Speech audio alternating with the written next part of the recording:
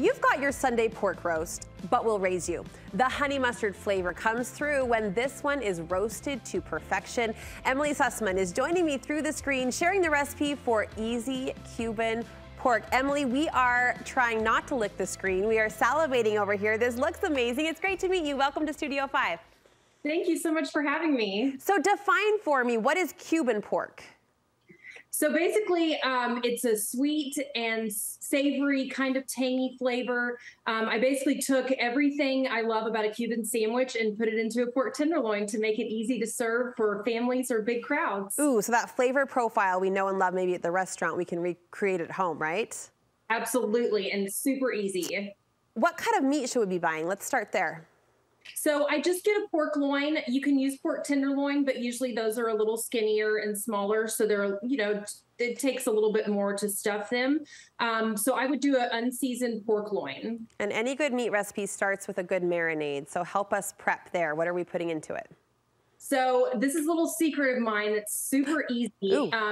Literally just a can of this dressing. It's G. Hughes sugar-free Dijon. You can use any kind of honey mustard dressings, but that is it. So you just put it into a baggie with the bottle and the pork overnight, and then you're ready to cook it the next day. I'm sorry, one bottle and my marinade is done? Yes. Fantastic. You're winning me over with every minute of this conversation. I love it. All right, so we marinate it, drench it the night before, let it sit overnight. What's the next steps? So then you put it on a cookie sheet, and then I've already sliced this here so you can see, but you basically make slits about every 2 inches, cutting the meat, but not all the way through. So this makes it easy to stuff. It also makes it easy when you go to actually serve it, because each serving is basically 1 slice, and you get a slice of the pork and then all the stuffing that I'll tell you about in a minute. So you're kind of creating pockets then with each little piece. That's genius. Yes, exactly. Okay.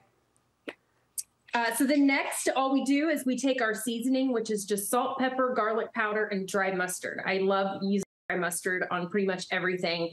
It just adds just a little step of the flavor. So I just sprinkle this along all the top. And then I take a piece of ham and a piece of Swiss cheese and 2 pickles, and stuff it into each little slice. So really simple. It's like a meat sandwich almost, the way you're really filling that up. But we all love those recipes where you're spoon scraping the pan, like let me get a little bit extra of this stuffing or topping or sauce, and that's just all tucked in there so nicely.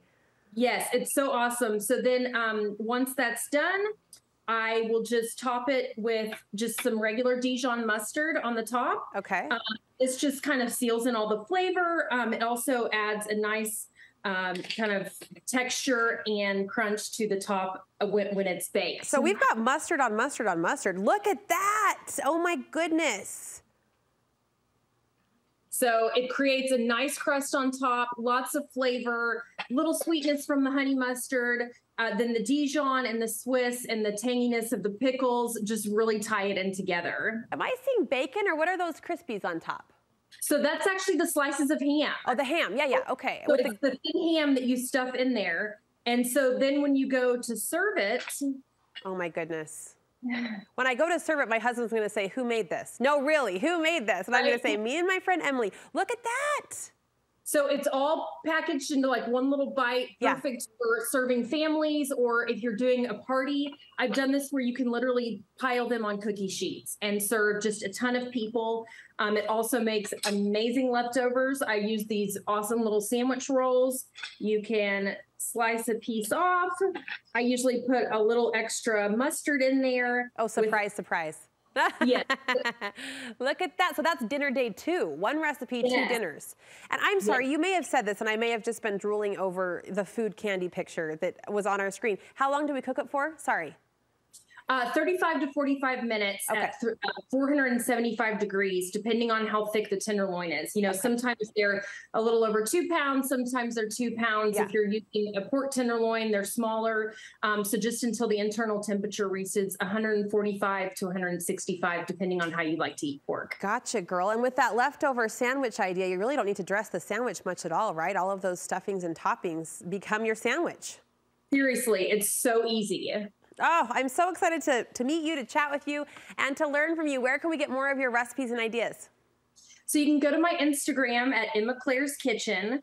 I post all of my recipes underneath in the captions on my reels or my photographs. Okay. And then you can also check out, there's a recipe link on my website, which is just emilysusman.com. emilysusman.com. I know we'll get more questions about that mustard marinade too, so we'll send people your way. Emily, please check back in again sometime. Delicious recipe for Cuban pork and day 2 sandwiches to boot. Nice to chat with you and hang out with you this morning. Thank you so much for having me.